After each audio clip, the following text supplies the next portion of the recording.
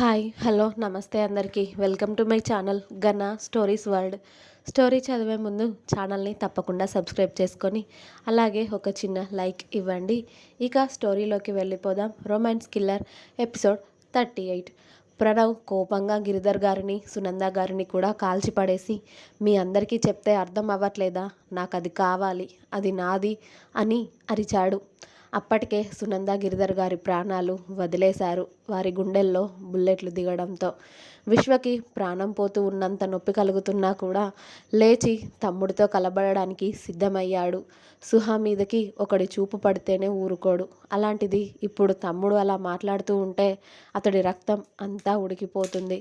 కానీ చిన్నప్పటి నుండి చేతుల్లో ఎత్తుకొని పెంచాడు విశ్వ ప్రణవ్ని. అలాంటి వాడు ఇప్పుడు అతడి భార్యని ఇలా మాట్లాడుతూ ఉంటే తట్టుకోలేకపోతున్నాడు. అలాగే తమ్ముడిని చంపడానికి కూడా అతడికి చేతులు రావడం లేదు. రక్త సంబంధం అడ్డుగా వస్తుంది. ఇప్పుడు ప్రణవ్ని చంపాలంటే నిమిషంలో పని. కానీ ఎందుకో అస్సలు చేతులు రావడం లేదు అతడికి. అయినా కూడా అతడి బలమంతా కూడా తీసుకొని లేచి వెళ్ళి ప్రణవ్ గొంతు పట్టుకున్నాడు. భైరవ్ ఇక్కడ నోయల్ సంగతి చూడబోతే నోయల్ బయట ఉన్న వాళ్ళ సెక్యూరిటీకి సైగ చేయగానే ఒక 50 మంది ఇంట్లోకి చొరబడి భైరవ్ని ఇష్టం వచ్చినట్టుగా కొడుతూ ఉంటారు. భైరవ్ అతడిని కాపాడుకోవడానికి ప్రయత్నించినా కూడా అందరి ముందు భైరవ్ నిలవలేకపోయాడు. శ్యామ బావా అని అరుస్తూ ఉంటుంది. ఇక్కడ భైరవ్కి సుహాని శ్యామని ఏమైనా చేస్తారేమో అని కాస్త భయం కూడా మొదలయ్యింది వాళ్ళ మనసుల్లో. విశ్వ ప్రణవ్ గొంతు పట్టుకొని అతడిని గోడకి అదిమి, తను నీకు వదిన అవుతుందిరా, ఇక్కడితో ఈ మ్యాటర్ ఆపేసి వెళ్ళిపో, నేను నిన్ను చంపాలి అనుకోవట్లేదురా, ఇప్పటికే చాలా చేశావు, ఇంకాసేపు ఇక్కడే ఉంటే నా చేతిలో ఖచ్చితంగా చచ్చిపోతావు, అమ్మా నాన్నని హాస్పిటల్కి తీసుకువెళ్ళాలి ప్రణవ్, ఇక్కడ నుండి వెళ్ళరా నువ్వు అని అరిచాడు విశ్వ.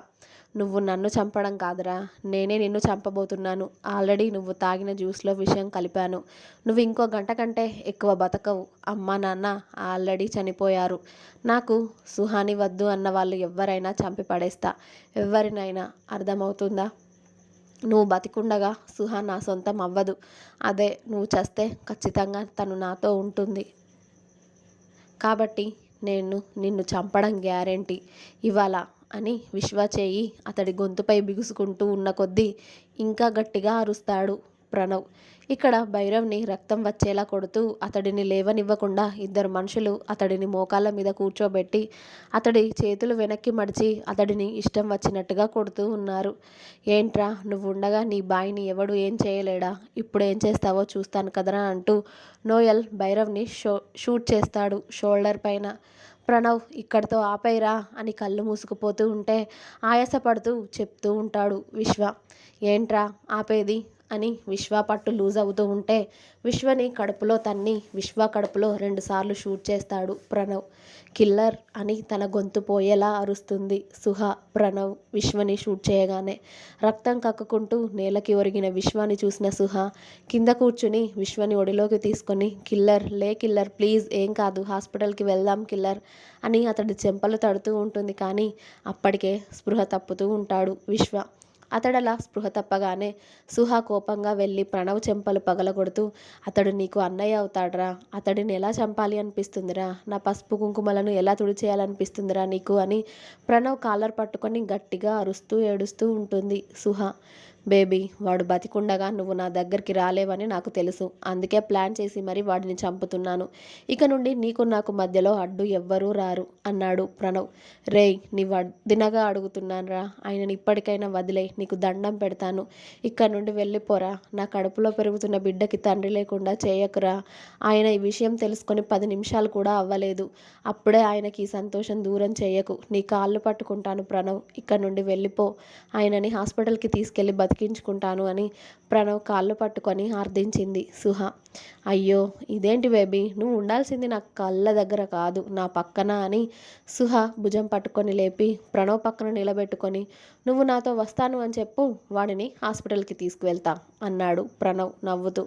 సుహ కోపంగా ప్రణవ్ చెంప మీద కొట్టి, నువ్వు అసలు మనిషివేనా, చెప్తుంటే నీకు అర్థం అవ్వట్లేదా, ఆయన నా భర్తరా, నువ్వు నాకు కొడుకుతో సమానం అని సుహ అనగానే సుహ గొంతు పట్టుకున్నాడు ప్రణవ్. ఇలాంటి అడ్డదిడ్డమైన వరుసలు కలిపావంటే చంపేస్తా సుహా, చెప్తున్నా. ఈ ప్రపంచంలోకెల్లా నాకు నువ్వు తప్ప ఎవరూ ఎక్కువ కాదు. నీకోసం నేనేం చేయడానికైనా రెడీ. సొంత అమ్మ నాన్నని చంపాను, అన్నని చంపబోతున్నాను ఇప్పుడు నీకోసం. అలాంటిది నువ్వు ఇలాంటి మాటలు మాట్లాడితే నాకు నచ్చదు అని సుహా గొంతు మీద చేయి తీసి ఆమె భుజం చుట్టూ చేయి వేసి, నిన్ను మహారాణిలా చూసుకుంటా. వాడి బేబీని నీ కడుపులో ఉండడం నాకు ఏమాత్రం ఇష్టం లేదు. అబార్షన్ చేయించుకోవాలి నువ్వు అన్నాడు ప్రణవ్ రాక్షసంగా. రే, నీకెలా చెప్తే అర్థమవుతుందిరా, ఆయన కొన ఊపిరితో కొట్టుకుంటున్నారు అని నేల మీద పడి రక్తం కక్కుతున్న విశ్వని చూపించి గుండెలు పగిలేలా ఏడుస్తూ ఉంటుంది సుహ.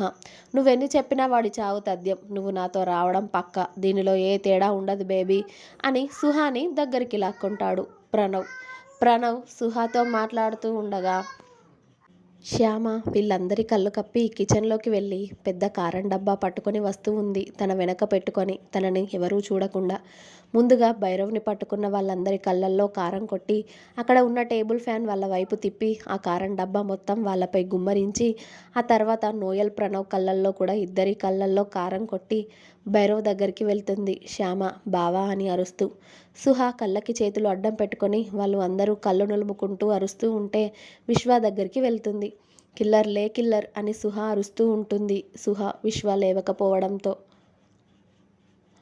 భైరవ్ కూడా అదే అదునుగా శ్యామతో కలిసి విశ్వ దగ్గరికి వచ్చి, బాబీ మనం ఇక్కడ ఉండడం చాలా డేంజర్, బాయిని తీసుకొని పోదాం ఇక్కడి నుండి అని శ్యామ భైరవ్ విశ్వని ఒక పక్కకు పట్టుకొని బయటికి తీసుకువెళ్ళి కారులో కూర్చోబెట్టి కార్ స్టార్ట్ చేస్తాడు భైరవ్. శ్యామ సుహ కూర్చున్నాక అప్పటికే వాళ్ళు పారిపోతారు అని తెలుసుకున్న ప్రణవ్ నోయల్ వాళ్ళు ఎట్టి పరిస్థితుల్లో పారిపోవడానికి వీల్లేదు, ఈరోజు వాళ్ళందరూ నా చేతిలో చావాలి అని వాళ్ళ వెనకాలే కారులో బయలుదేరుతారు ప్రణవ్ ఇంకా నోయల్.